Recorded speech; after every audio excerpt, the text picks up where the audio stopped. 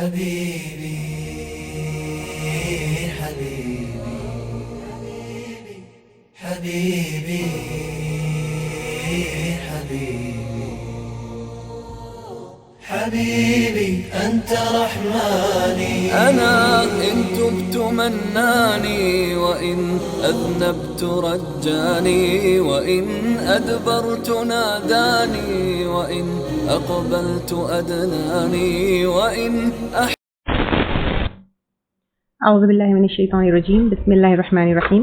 إن الحمد لله تعالى نحمده ونستعين به ونستغفره ونعوذ بالله من شرور أنفسنا ومن سيئات أعمالنا من يهده الله فلا مضل له ومن يضلل فلا هادي له وأشهد أن لا إله إلا الله وحده لا شريك له وأشهد أن محمدا عبده ورسوله صلی اللہ علیہ وسلم.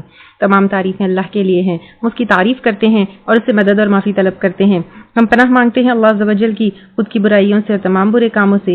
جسے بھی اللہ کی ہدایت ملے اسے کوئی گمراہ نہیں کر سکتا، اور جسے اللہ نے گمراہ کیا اسے کوئی ہدایت نہیں دے سکتا. ہم گواہی دیتے ہیں کہ عبادت کا حقدار صرف اللہ ہے اور کوئی اس کا شریک نہیں، اور گواہی دیتے ہیں کہ محمد صلی اللہ علیہ وسلم اللہ تعالیٰ کے بندے اور رسول ہے، اور اللہ اپنی سلامتی بھیجے اپنے آخری نبی پر، ان کے اہل و عیال پر، ان کے صحابہ پر.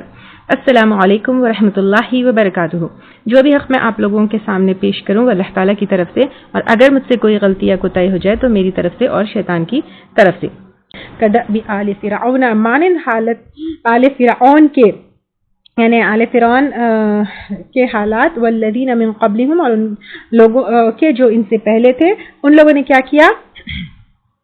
اب دیکھیں آل فرعون کو ہم دیکھیں گے، ان کو مال ملا، پیسہ ملا، شرف ملا، محلات ملے، سب کچھ ملے، لیکن کفر کی وجہ سے کچھ بھی کام نہیں آیا مرتے وقت.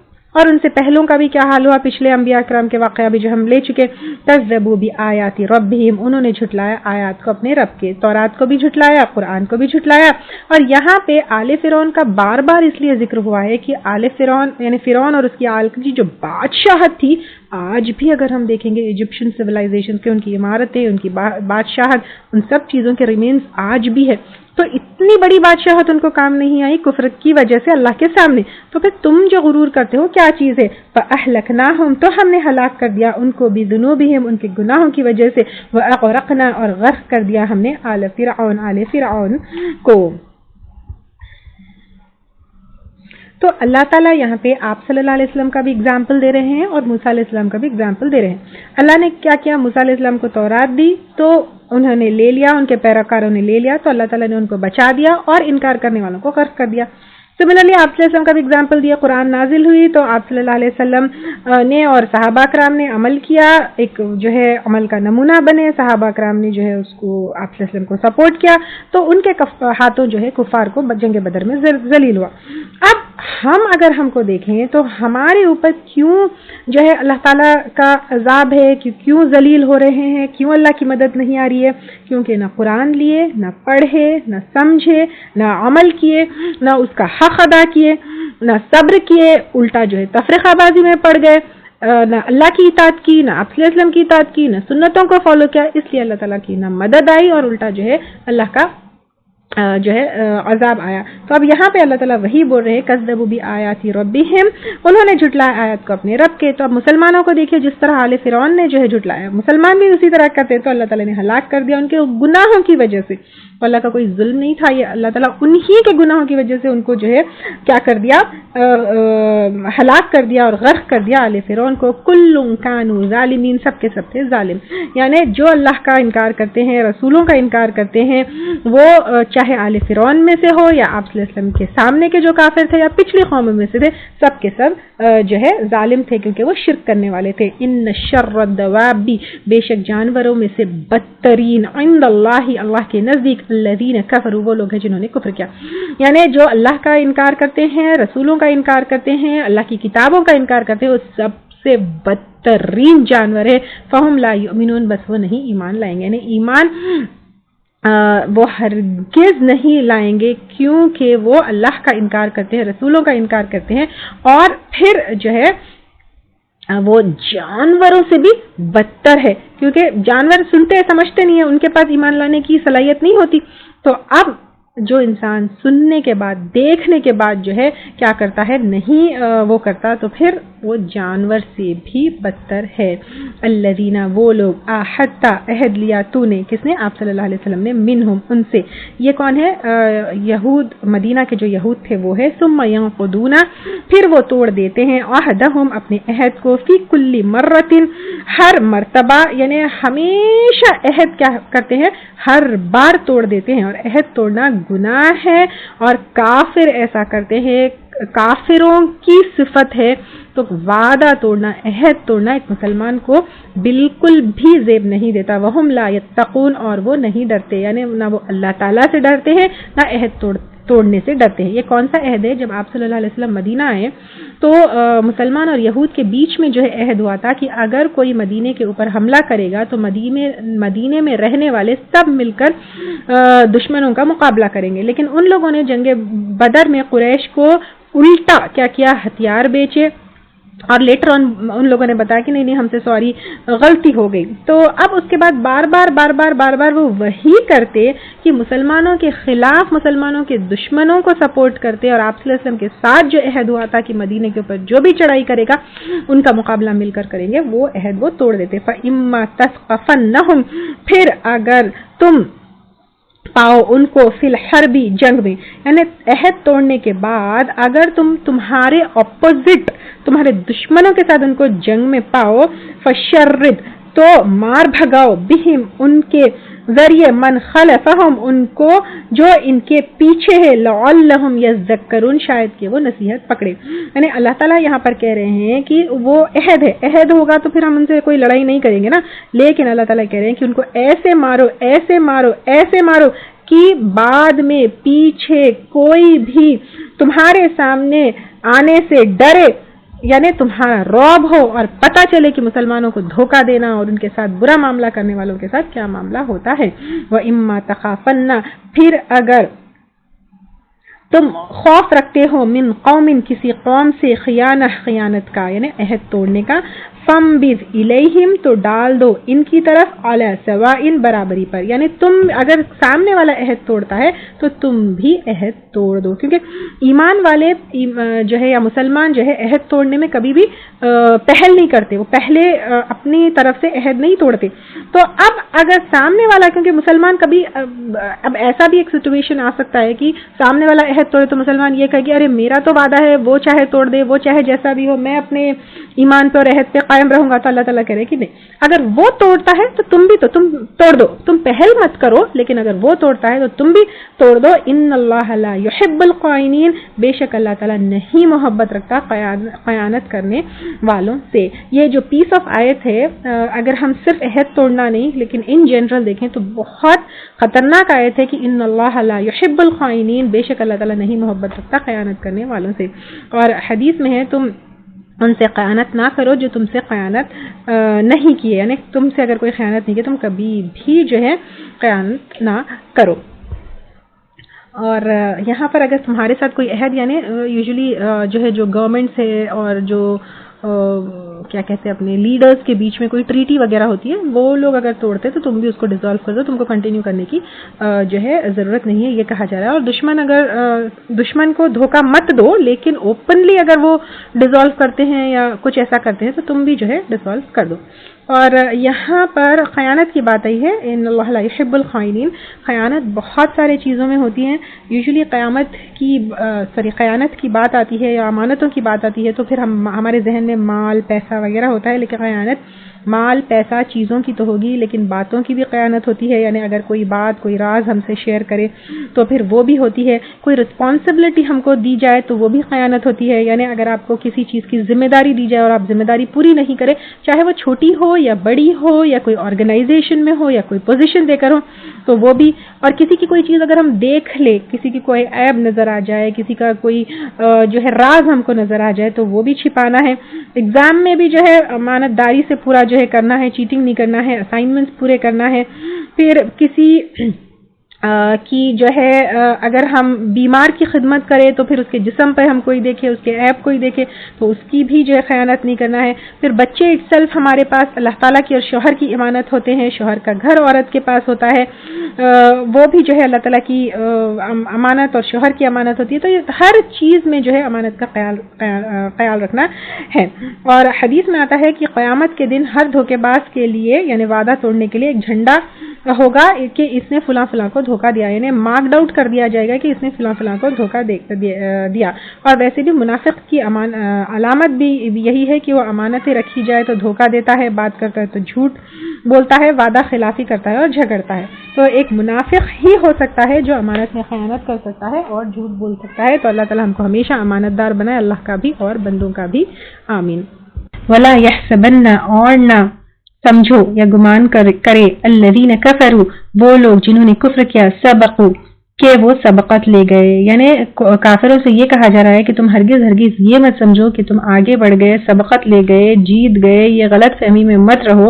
اور خاص طور سے اہل مکہ کو کہا جا رہا ہے اور ہر کفر کرنے والے کو کہا جائے تم یہ ہرگز غلط فہمی میں مت رہو، کیونکہ اللہ تعالیٰ نے ان کے ہارنے کا، مغلوب کرنے کا فیصلہ کر دیا ہے۔ انہم لا یعجزون، اور بے شک وہ نہیں عاجز کر سکتے، یعنی کیا اللہ تعالیٰ کو کوئی عاجز کر سکتا ہے؟ کیا اللہ تعالیٰ کو کوئی ہرا سکتا ہے؟ اسلام کو اور اہل ایمان کو کوئی بھی کافر عاجز نہیں کر سکتا ہے۔ وَأَعِدُّوا، اور تیار رکھو۔ اب یہاں پر مسلمانوں سے اور خاص طور سے مسلم اسٹیٹ سے کہا جا رہا ہے، جو مسلم گورنمنٹس ہے ان سے کہا جا رہا ہے کہ تیار رکھو لہم، ان کے لیے، مستطاعتم، جو استطاعت رکھتے ہو تم، یعنی جتنی تمہاری کیپیبلٹیز میں ہے، جتنا تمہارا استطاعت میں ہے وہ تیار رکھو، من قوت، قوت میں سے، یعنی یہاں پر قوت سے مراد جنگی قوت ہے جس میں مین پاور، ملٹری ٹریننگ اور یہ تمام اسلحہ ہے، یہ ساری چیزیں آئیں گی۔ جنگ بدر میں کفار کی، اگر ہم اس کانٹیکسٹ میں دیکھیں گے، جنگ بدر کے کانٹیکسٹ میں دیکھیں گے تو جنگ بدر میں کفار کی ہار ہوئی اور ان کے غصے کے کوئی لمٹس نہیں ہیں، they can cross all the limits after اتنی بڑی ہار۔ اور مسند احمد میں بھی آتا ہے کہ آپ صلی اللہ علیہ وسلم نے جو ہے کھڑے ہو کر ریپیٹڈلی یہ کہا کہ اس وقت یہاں پر قوت سے مراد یہ تیر اندازی ہے، یعنی اس کا مطلب یہ ہے کہ اپنے جو ملٹری پاور ہے اس کو کیا کرو، امپروو کرو۔ تو یہ یہاں پر کہا جا رہا ہے وَمِن رِبَاطِ، اور باندھنے میں سے، الخیل، گھوڑوں کا۔ اب جب کیا ہوتے تھے، تیز گھوڑے، تیز رفتار گھوڑے، سواری، یہ سب جو ہے کیا کرو، وہ کرو، تیار رکھو۔ اور آج کے اگر ہم دور میں دیکھیں گے، میزائلز ہے یا پھر ٹینکرز ہے، فائٹر پلینز ہے، یہ سب تیار رکھو، کس کے لیے؟ ڈیفنس کے لیے۔ اور افسوس یہ ہے کہ اللہ تعالیٰ مسلمانوں کو یہ حکم دے رہے ہیں لیکن کافر یہ سب چیز تیار رکھے ہیں، کیونکہ اس کی وجہ سے جو ہے کیا ہو رہا ہے، ان کا رعب ہے اور ان کے سامنے ساری دنیا جھکی ہوئی ہے۔ ترہبون بہ، تم ڈراتے ہو ساتھ اس کے، عدو اللہ، اللہ کے دشمنوں کو، وعدوکم، اور اپنے دشمنوں کو، یعنی کفار کو، تو تمہارے جو بھی دشمن ہیں۔ اس ٹائم پر آپ صلی اللہ علیہ وسلم جو ہے ساری چیزیں تیار رکھتے تھے، ٹرین رہتے تھے سب لوگ، تو اس کی وجہ سے کفار مکہ ڈرتے تھے۔ اور آج بھی اسلامک اسٹیٹس کو اللہ تعالیٰ کہہ رہے ہیں کہ تم اپنا ملٹری پاور کو امپروو کرو، اپنے ڈیفنس سسٹم کو جو ہے اچھا امپرووائز کرو، جو بھی چیزیں تمہارے لیے ضروری ہے جو ہے ڈیفنس کے لیے۔ اس زمانے میں گھوڑے وغیرہ تھے، اب ویپنز ہے، نیوکلیئر ویپنز ہے یا ٹینکرز وغیرہ، جو بھی ہے، اپنی ایئر فورس، اپنی ملٹری، ساری چیزوں کو جو ہے کیا کرو، بہت، یا نیوی ہے، سب کو بہت اسٹرانگ رکھو تاکہ تمہارے اور اللہ کے دشمن جو ہے ڈرتے رہیں۔ اور ویسے بھی جو ساری سکلز ہے جو جنگ کے لیے ضروری ہے، تو ان میں بھی مسلمانوں کو ٹرینڈ ہونا چاہیے، کیونکہ آپ صلی اللہ علیہ وسلم نے کہا، صحیح مسلم کی حدیث ہے، آپ صلی اللہ علیہ وسلم نے فرمایا جس نے اللہ کی راہ میں ایک تیر پہنچایا اس کے لیے جنت میں ایک درجہ ہے، اور جس نے راہ خدا میں تیر پھینکا اس کے لیے گناہوں کا فدیہ ہے، اور آزاد کرنے والا ہے یعنی دوزخ کی آگ سے۔ تو ہم کو جو ہے یہ سارے سکلز بھی جو ہے سیکھنا چاہیے جو اللہ کے دشمن سے اور ہم کو دشمنوں سے بچائے، اور جو ملٹری میں جو ہے ہم کو پارٹیسپیٹ کرنا۔ اب آج کل تو بالکل ایک آرگنائزڈ ملٹری ٹریننگ وغیرہ ہے، تو اس میں اپنے اس کو وہ کرنا چاہیے، اور یہ مسلم اسٹیٹس کے لیے۔ آپ صلی اللہ علیہ وسلم نے یہ بھی کہا ایک اور حدیث میں، جس نے تیر تیر اندازی سیکھی اور چھوڑ دی، وہ ہم میں سے نہیں ہے، کر کے ہمیشہ اس کو پریکٹس کرتے رہنا چاہیے. اور ایک اور جگہ یہ بھی ہے، تین لوگوں کو جنت میں، ایک تیر 3 لوگوں کو جنت میں لے جائے گا، بنانے والا، پھینکنے والا اور پکڑنے والا. اور آپ صلی اللہ علیہ وسلم نے یہ بھی کہا، جس نے کسی مسلمان کو سامان جہاد دیا، خود جہاد کیا، اور یا مجاہد کے گھر والوں کی نگہداشت کی، گویا اس نے جہاد کیا، تو جہاد کی تیاری میں حصہ لینے والے کو بھی اجر ملے گا، جان سے، مال سے، یا پھر فزیکلی جہاد میں پارٹیسپیٹ نہیں کیا لیکن جہاد کرنے والے کو کسی بھی طرح سے ہیلپ کرنے والے کو بھی اجر ملے گا. ایک اور حدیث میں آتا ہے، جس نے غازی کی مدد کی، گویا کہ خود جہاد کیا. اور آپ صلی اللہ علیہ وسلم ہمیشہ ہی پروموٹڈ تیر اندازی، گھڑ سواری، اور آج کے زمانے میں اگر ہم دیکھیں گے شوٹنگ ہے، فلائٹس چلانا، ٹینکرز چلانا، نیوکلیئر ویپنز، یہ ساری چیزوں کی تیاری کرنا چاہیے. اور مسلمانوں کو جو ہے اپنی قوت، اپنی رعب رکھنا چاہیے. بہت بڑی وہ ہے، جیسے ہم خود دیکھتے ہیں کہ جن کے پاس یہ ہے وہ اسٹیٹس کافی جو ہے، ایون اگر مال کم ہو یا پھر لوگ کم ہو، لیکن اس پاور کی وجہ سے ساری دنیا کے اوپر ان کا رعب ہوتا ہے. تو مسلمانوں کو یہ حکم دیا جا رہا ہے کہ یہ سسٹم تمہارا جو ہے ڈیولپ کرو، امپروو کرو، تاکہ پوری دنیا میں تمہارا رعب ہو.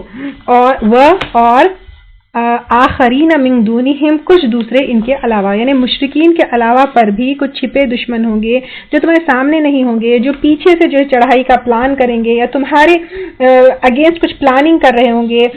ظاہری تو دشمن نہیں ہوں گے، جیسے یہود تھے، رومنز تھے وغیرہ، تو وہ ہوگا. جنگ بدر کے کانٹیکس میں اگر ہم دیکھیں گے تو بہت بڑی ہار کفار مکہ کی ہوئی تھی، وہ بہت غصے میں تھے. تو اب اللہ تعالیٰ یہاں پر مسلمانوں سے کہہ رہے کہ جنگی ہتھیار، سواری، اسلحہ سب ریڈی رکھو. تو یہاں پر نوٹ کرنا کیا ہے، ڈیفنس سسٹم ڈرانے کے لیے ہے، ریڈی رہنے کے لیے ہے، تاکہ لوگ حملہ کرنے سے ڈریں گے. یہ اس لیے نہیں ہے کہ تم یہ سب چیز ریڈی کر کے لوگوں کے اوپر چڑھائی کرو. اللہ تعالیٰ یہ نہیں کہہ رہے ہیں. اگر ہم پوری ہسٹری مسلمانوں کی دیکھیں گے تو کبھی بھی مسلمان جو ہے کسی کے اوپر بھی خود سے چڑھائی نہیں کیے، صرف یہ ڈیفنس کے لیے ہے. اور یہ کون کریں گے ڈیفنس کی جو ہے یہ پوری جو ہے حفاظت اور تیاری کون کریں گے؟ جو اسلامک اسٹیٹ ہے، جس کے ہاتھ میں اسلامی حکومت ہے. کیونکہ مدینے میں ایک اسلامک اسٹیٹ اسٹیبلش ہو گیا تھا، تو اس وجہ سے ان کو یہ حکم دیا. اور ہسٹری میں اگر ہم دیکھیں گے، جنگ بدر ہوئی ڈیفنس میں، احد ہوئی ڈیفنس میں، خندق ہوئی ڈیفنس میں، اور فتح مکہ جو ہے وہ حالانکہ ڈیفنس میں نہیں ہوا تھا لیکن وہ جنگ ہی نہیں ہوئی، نہ خون بہا نہ کچھ ہوا، اور وہ ضروری اس لیے تھا کیونکہ خانہ کعبہ کو شرک سے آزاد کرنا تھا. تو یہاں پر اللہ تعالیٰ تمہاری ملٹری کو اور تمہاری نیوی ہو یا ایئر فورس ہو یا ڈیفنس سسٹم جو تمہارے اسٹیٹ کا ہے، اس کو جو ہے رکھنے کے لیے اس لیے کہا جا رہا ہے تاکہ تم ان کے حملوں سے بچاؤ، اور وہ ایکچولی تمہارے اللہ کے جو دشمن ہیں یا پھر تمہارے چھپے جو دشمن ہیں تمہارے اوپر حملہ کرنے سے ڈرے. لا تعلمونہم، نہیں تم جانتے ان کو، یعنی تمہارے دشمنوں کے اور دین کے دشمنوں کو تم نہیں جانتے، ان کے چالوں کو نہیں جانتے، ان کے منصوبوں کو نہیں جانتے، ان کے ارادوں کو نہیں جانتے. اللہ یعلمہم، اللہ تعالیٰ جانتا ہے ان کو، یعنی اللہ تعالیٰ ان کو بھی جانتا ہے، وہ کیا کر رہے بھی جانتا ہے، ان کا پریپریشن بھی جانتا ہے. اس لیے تم جو ہے پریپیئرڈ رہو، اور ان ساری پریپریشنز کے لیے مال کی ضرورت ہوگی. تو اس لیے وما تنفقوا من شیء، اور جو تم خرچ کرو گے کوئی چیز فی سبیل اللہ، اللہ کے راستے میں، یعنی ان پریپریشنز میں تم اللہ کے راستے میں جنگ کے لیے جو بھی اسپینڈ کرو گے، یوفی الیکم، پورا دیا جائے گا تمہیں، وانتم لا تظلمون، اور تم ظلم نہ کیے جاؤ گے. یعنی ایسا نہیں کہ مال جان سب لگا دو گے تو تمہیں کچھ نہیں ملے گا، لیکن اس کے بدلے بے انتہا اجر ملے گا. اور ان فیکٹ اٹس فیکٹ کہ اللہ کی راہ میں خرچ کرو گے تو ایسی جگہوں سے اللہ تعالیٰ تمہیں عطا کرتا ہے جہاں سے تم کو امید نہ ہو، یعنی آخرت کے اجر کے علاوہ پر دنیا میں بھی اللہ تعالیٰ بے انتہا نوازتے ہیں. اب آیت نمبر 39 میں جو ہے پچھلی اس میں مشرکین سے جو ہے جنگ جاری رکھو یہاں تک کہ فتنہ نہ ختم ہو جائے، یہ کہا گیا تھا، اور جو ہے توحید اسٹیبلش نہ ہو جائے، یہ کہا گیا تھا. اب یہاں پر کیا کہا جا رہا ہے، وَإِن جَنَحُوا، اور اگر وہ مائل ہوئے یعنی جھک جائے، لِلسَّلْمِ، سلامتی کی طرف، یعنی اگر کفار تمہارے دشمن کمپرومائز کی طرف، پیس کی طرف جھک جائے. کمپرومائز کس میں؟ دین میں تو کمپرومائز ہرگز نہیں ہوگا، لیکن لڑائی جھگڑے میں اگر وہ امن پسند بندی کرے، وہ جو ہے چڑھائی نہیں کرے، وہ جو ہے ایک امن میں آنا چاہتے ہیں، تو فجنح لہا، تو تم بھی مائل ہو جاؤ اس کے لیے. یعنی زبردستی جو ہے کافروں سے جنگ کرنے کے لیے نہیں کہا جا رہا ہے. اگر کافر تم سے جنگ نہیں کرنا چاہتے، they want to be in peace with you، تو تم بھی جو ہے پیس میں آ جاؤ. وتوکل علی اللہ، اور بھروسہ کرو اللہ تعالیٰ پر. کیونکہ یوزلی مسلمانوں کو کیا ہوتا ہے کہ اگر جب کافر ہے، and especially when we are powerful, تو کیوں ہم جھکیں، کیوں ہم کمپرومائز کریں. اگر وہ کمپرومائز کے آڑ میں جو ہے دشمن دے، پیچھے جو ہے دھوکہ دے، تو ہو سکتا ہے وہ منہ سے کہہ رہے ہیں کہ وہ امن میں ہے، لیکن بعد میں کوئی بڑا پلان کرے تو آگے جا کر جو ہے ہم کو شاید ریگریٹ کرنے سے بہتر ہے کہ ابھی ہم ان کے اوپر چڑھائی کریں. یہ سارے خیالات مسلمان کو آ سکتے ہیں نا. تو اللہ تعالیٰ کہہ رہے ہیں کہ نہیں، اگر وہ تمہاری طرف امن ڈالتے ہیں تو تم بھی ان کے ساتھ امن میں رہو، جنگ مت کرو. اور تمہارے دل میں اس طرح ڈاؤٹس آ رہے ہیں تو اللہ کے اوپر توکل کرو. انہ هو السمیع العلیم، بے شک وہ وہی جو سننے والا ہے، جو بہت جاننے والا ہے. یعنی اللہ تعالیٰ جانتے ہیں کس کے دل میں کیا ہے، کیا پلاننگ کر رہا ہے، کون کیسا ہے، وہ سب اللہ تعالیٰ جاننے والا ہے. وَإِن يُرِيدُوا، اور اگر وہ چاہے کون، دشمن، ان يَخْتَدَعُوكَ، کہ وہ دھوکہ دے تجھ کو، یعنی اس صلح کے ذریعے، اس پیس اور امن کے ذریعے اگر وہ تمہیں دھوکہ دینا چاہے، فَإِنَّ حَسْبَكَ اللَّهُ، تو بے شک کافی ہے تجھ کو اللہ تعالیٰ. یعنی اگر وہ وعدہ کر کے توڑ دے، اگر جو ہے وہ تمہارے صلح کر کے پیٹ پیچھے تمہیں دھوکہ دے یا تمہیں نقصان پہنچانے کی کوشش کرے، تو اللہ تعالیٰ ان کے لیے کافی ہے. تم اللہ تعالیٰ جو کہتے ہیں وہ کرو. جیسے اللہ تعالیٰ نے جنگ بدر میں تمہاری مدد کی، وہ ہمیشہ اللہ تعالیٰ تمہیں مدد کرے گا. هو الذی ایدک بنصرہ، وہ اللہ تعالیٰ وہ ذات ہے جس نے تائید کی تمہاری ساتھ اپنے مدد کے. یعنی جنگ بدر میں مدد کی نا، فرشتے بھیجے، فیوریبل کنڈیشنز تمہارے لیے کیے. وبالمؤمنین، اور ساتھ مومنوں کے. یعنی آپ صلی اللہ علیہ وسلم جب مکہ میں تھے، صحابہ کرام جب مکہ میں تھے، کیسے تھے؟ بالکل ویک تھے، لیکن ساتھ مومنوں کے، انصار کے آپ صلی اللہ علیہ وسلم کی مدد کی، اور مہاجر بھی اپنے گھر بار سب کچھ چھوڑ کے آپ صلی اللہ علیہ وسلم کو مدد کی. تو اسی طرح اللہ کے اوپر توکل کرو، اللہ کی مدد تمہارے پاس کسی نہ کسی شکل میں آئے گی. وَأَلَّفَ بَيْنَ قُلُوبِهِمْ، اور الفت ڈال دی ان کے دلوں کے درمیان. یعنی اللہ تعالیٰ نے الفت ڈالی مومنوں کے درمیان، کیونکہ اللہ تعالیٰ چاہتے ہیں کہ مومن ایک دوسرے سے مدد کریں. آپ صلی اللہ علیہ وسلم کے آنے سے پہلے عرب میں بہت لڑائیاں تھے، جھگڑے تھے، دشمنی تھی. قبیلوں میں اگر ہم دیکھیں گے، اوس اور خزرج کیسا ایک دوسرے سے لڑتے تھے، لیکن آپ صلی اللہ علیہ وسلم آئے، اسلام کا پیغام لائے، پورا عرب پرامن ہو گیا. سوسائٹی بالکل چینج اینڈ ٹرانسفارم ہو گئی، چوری ختم ہو گئی، لوٹ مار ختم ہو گئی، اور تو بچوں پر ظلم ختم ہو گیا، ایک امن قائم ہوا. یہ کیسے ہوا؟ آپ صلی اللہ علیہ وسلم کے ذریعے ہوا. لو انفقت، اگر تو خرچ کرتا، فی الارض، زمین، جو زمین میں ہے، ما فی الارض، جو زمین میں ہے، جمیعا، سارے کا سارا، ما الفتا، نہ تم الفت ڈال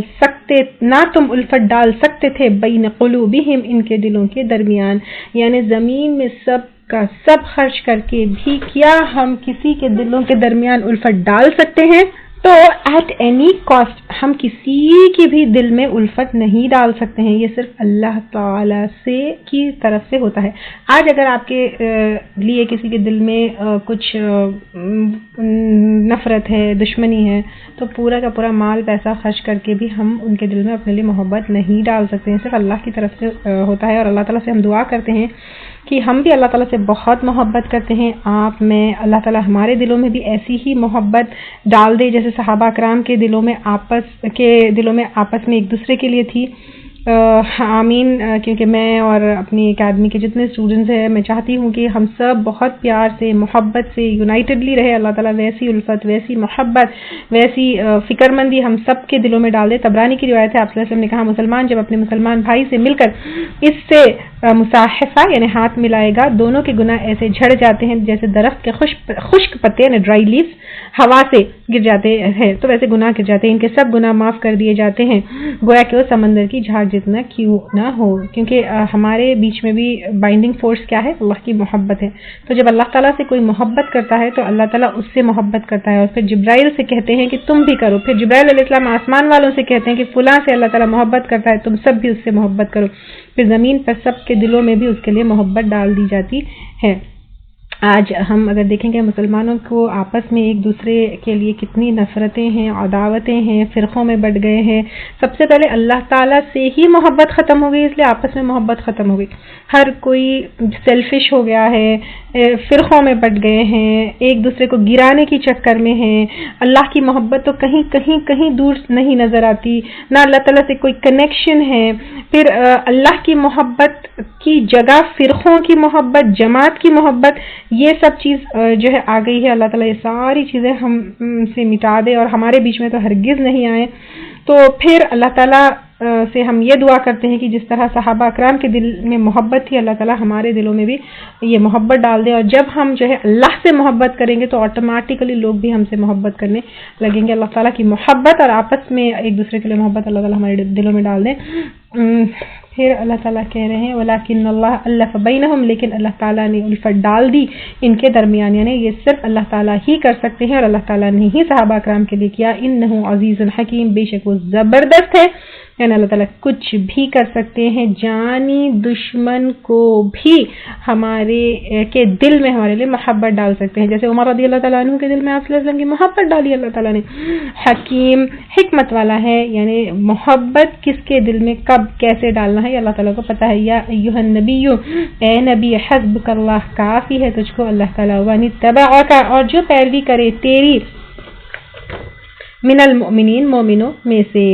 یعنی ایک اس میں یہ اللہ تعالیٰ بتا رہے ہیں کہ اللہ تعالیٰ is enough for you and your supporters, یہ اللہ تعالیٰ بتا رہے ہیں. اور دوسرا اللہ تعالیٰ یہ کہہ رہے ہیں اللہ اینڈ یور سپورٹرز، جو آپ کا ساتھ دے رہے ہیں وہ کافی ہے. اسی لیے اللہ کی مدد سے، اور اللہ تعالیٰ نے جو مددگار آپ کے لیے بنایا ہے، اور اللہ کی مدد جو آپ کو اور آپ کے سپورٹرز کو یعنی صحابہ کرام کو آئی ہے، اسی وجہ سے جنگ بدر میں ہینڈفل آف مسلمز تھے لیکن مسلمانوں کی فتح ہوئی. تو اس لیے اللہ کی مدد تمہارے لیے کافی ہے اور اللہ تعالیٰ تمہارے لیے بہت مددگار بناتے ہیں. یا ایھا النبی، اے نبی صلی اللہ علیہ وسلم، یعنی ڈائریکٹ آپ صلی اللہ علیہ وسلم سے مخاطب ہے. حرد، ابھارو، رغبت ڈالو، یعنی آمادہ کیجئے، ان کو انکریج کیجئے، موٹیویٹ کیجئے. کس کو؟ المؤمنین، مومنوں کو، یعنی جو صحابہ کرام مدینے میں ہیں، علی القتال، جنگ پر. یعنی یہاں پر اللہ تعالیٰ کہہ رہے ہیں کہ جنگ کے لیے انکریج کرو اور موٹیویٹ کرو. یعنی اس آیت کو مس انٹرپریٹ کیا جاتا ہے، یہ کہا جاتا ہے کہ جنگ کے لیے ابھارنے کے لیے مسلمانوں کو کہا جا رہا ہے. لیکن یہاں پر اگر ہم دیکھیں گے کفار مکہ نے مسلمانوں کو اور آپ صلی اللہ علیہ وسلم کو مکہ سے نکالا، الٹا بدر میں جو ہے وہ آئے، کیسے کس طرح جو ہے شان سے آئے. اب جیسے ان لوگوں نے کیا تو سیلف ڈیفنس میں ملٹری ٹریننگ ہر کوئی کرتا ہے. آپ اگر دیکھیں کیونکہ یہاں پہ ڈیفنس کے لیے ہے، ٹھیک ہے، ہر ملک اگر ملٹری ٹریننگ کرتا ہے تو مسلمان اگر اپنے ڈیفنس کے لیے ملٹری ٹریننگ کرے تو اس میں کیا برائی ہے؟ اگر کوئی جو ہے کیا کہتے ہیں جوڈے کراٹے سیلف ڈیفنس کے لیے سیکھتا ہے تو اس کا مطلب یہ نہیں ہوتا کہ جوڈے اور کراٹے یا باکسنگ سیکھنے والا ٹیررسٹ ہو جائے، تو وہ اپنے ڈیفنس کے لیے ساری چیزیں سیکھتا ہے. تو اسی طرح مسلمانوں کو بھی جو ہے یہ تمام چیزیں اپنے ڈیفنس کے لیے سیکھنا ہے. اور پوری ہسٹری میں اگر دیکھیں گے اور یہ آیت بھی اگر ہم دیکھیں گے تو صرف اور صرف کلمہ جو ہے اپنے ڈیفنس کے لیے جو ہے جنگ کی جاتی ہے. کلمہ کبھی بھی جو ہے تلواروں کے اوپر نہیں پھیلا. اور اللہ تعالیٰ خود قرآن میں فرماتے لا اکراہ فی الدین، دین میں کوئی جبر نہیں. قرآن انڈیویجول لیول پر، اسٹیٹ لیول پر ساری چیزوں کے لیے ایک لیجسلیشن دیتا ہے. تو یہ ایک اسٹیٹ کی ٹریننگ ہے کہ اپنی ملٹری ریڈی کرو، ہتھیار ریڈی کرو، آرمز اینڈ امیونیشنز ریڈی کرو، اپنے گھوڑے، اپنے پلینز، اپنی ٹیکنیکس، ساری چیزوں کو ڈیولپ کرو تاکہ تمہارا رعب ہو. اس کا مطلب یہ بالکل بھی نہیں ہے کہ تم جو ہے جا کر کسی کے اوپر چڑھائی کرو. اور پھر جیسے جنگ بدر بھی جو ہے سیلف ڈیفنس میں ہوئی تھی تو مسلمانوں کو اس میں کیونکہ ساتھ دینا چاہیے، پارٹیسپیٹ کرنا چاہیے، اس کا بہت جو ہے اجر ہے. بدر کے دن آپ صلی اللہ علیہ وسلم نے فرمایا اٹھو اس جنت کو حاصل کرو جس کی چوڑائی آسمان اور زمین کی ہے. تو پھر آپ صلی اللہ علیہ وسلم نے اس طرح جو ہے سب کو انکریج کیا. حضرت عمیر بن حمام کہتے ہیں کہ اتنی چوڑی فرمایا، یعنی کتنی چوڑی ہے، تو یعنی فرمایا اتنی زیادہ چوڑی ہے آسمان اور زمین کی اتنی، تو فرمایا ہاں اتنی ہی. اس نے کہا واہ واہ. آپ نے فرمایا کس ارادے سے کہا؟ تو کہا اس امید پر کہ اللہ تعالیٰ مجھے بھی جنتی کر دے. آپ نے فرمایا میری پیشن گوئی ہے کہ تو جنتی ہے. وہ اٹھتے ہی دشمن کی طرف بڑھتے ہیں، اپنی تلوار کا جو ہے میان توڑ دیتے ہیں، پھر کچھ کھجورے جو پاس ہے وہ کھانا شروع کرتے ہیں، پھر فرماتے ہیں جتنی دیر میں انہیں کھاؤں اتنی دیر تک بھی اب یہاں ٹھہرنا مجھ پر شاق نہیں. یعنی اتنی بڑی جنت ہے، اگر اللہ کے راہ میں ہم جنگ لڑے تو پھر کھجور کھانے تک بھی جو ہے I don't want to waste time.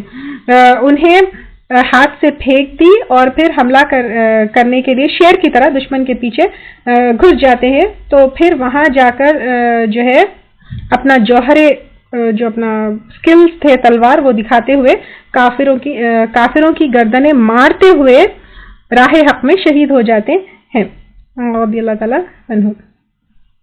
اور انس رضی اللہ تعالیٰ عنہ کہتے ہیں کہ آپ صلی اللہ علیہ وسلم نے کہا کہ ایک صبح یا شام اللہ کے راستے میں نکلنا دنیا مافیہ سے بہتر ہے. بخاری اور مسلم کی روایت ہے. اور بخاری میں ایک اور حدیث ہے، آپ صلی اللہ علیہ وسلم کہتے ہیں کہ اللہ کے راستے میں جہاد کرنے والے کی مثال اللہ خوب جانتا ہے کہ اس کی راہ میں جہاد کرنے والا کون ہے. ایسے ہے جیسے ہمیشہ کا روزدار اور شب زندہ دار، یعنی ساری رات عبادت کرنے والا.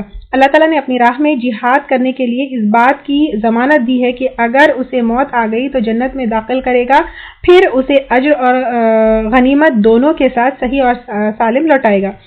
اور ابو ہریرہ رضی اللہ تعالیٰ عنہ کہتے ہیں کہ جو شخص اللہ کی راہ میں جہاد کے لیے گھوڑا پالے اور اس کی وجہ اللہ پر ایمان اور اس کے وعدوں کی تصدیق ہو تو بلا شبہ اس گھوڑے کے کھانا پینا، اس کا لید پیشاب قیامت کے دن اس کو ترازو میں بطور نیکی رکھا جائے گا. یعنی اس گھوڑے پہ جو بھی اسپینڈ ہوا سب کچھ.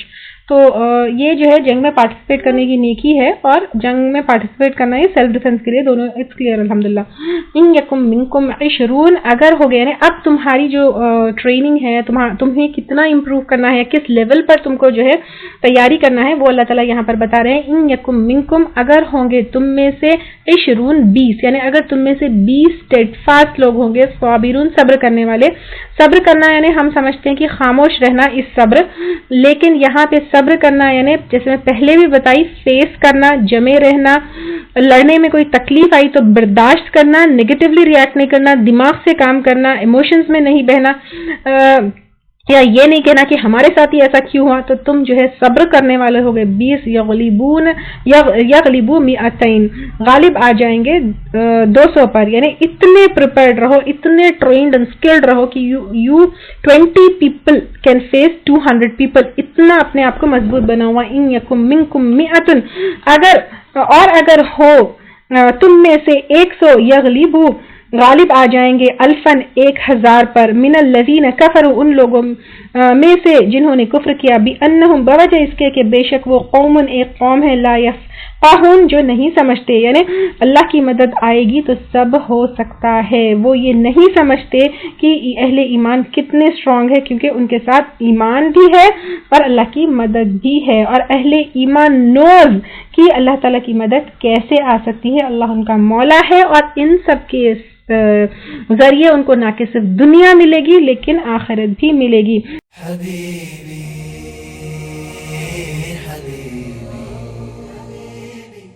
حبیبی